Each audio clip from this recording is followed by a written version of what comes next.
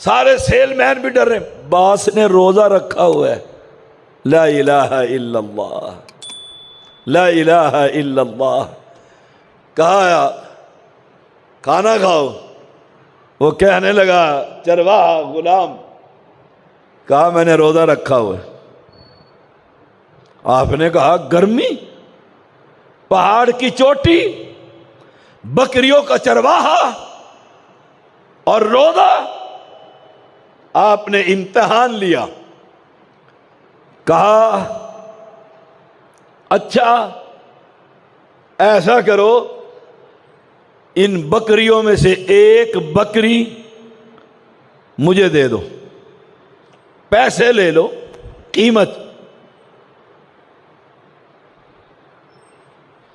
ہم کھانا تیار کریں گے، افطاری کے وقت آ کر ہمارے ساتھ افطاری بھی کر لینا۔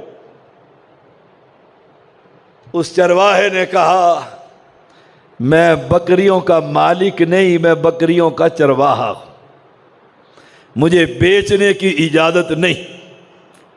اور ہم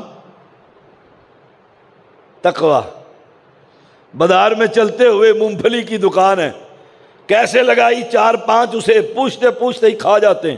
ابا جی کی ریڑھی ہے جو کھا کر جا رہا ہے۔ وہ غریب اس لیے نہیں بولتا کہ یہ خریدے گا، اور میں نے عادت بنائی ہوئی ہے چگتے چگتے اپنے کاروبار پر پہنچ جاتا ہوں اور سمجھتا یہ ہوں میری قربانی قبول ہوگی، میری نماز قبول ہوگی پیٹ میں حرام کے دانے ڈال کر۔ او مسلمان، کس خواب غفلت میں تو گرفتار ہے؟ آپ نے فرمایا نوجوان پیسے لے لو، جانور دے دو۔ اس نے کہا میں مالک نہیں، بیچنے کی اجازت نہیں۔ آپ نے فرمایا اچھا چلو، اپنے مالک کو کہہ دینا جب وہ گنے بکری کہ 99 بکریاں ہیں، 100 نمبر کدھر ہے، تو کہہ دینا جنگل میں گم ہو گئی۔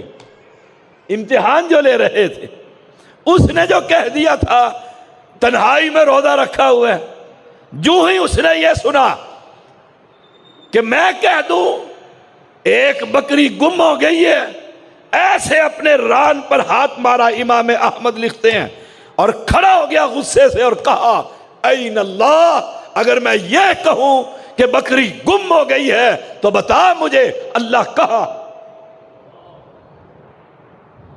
اللہ کہاں ہے؟ جو خلوت میں بھی دیکھتا اور اٹھ کر غصے سے چلا گیا۔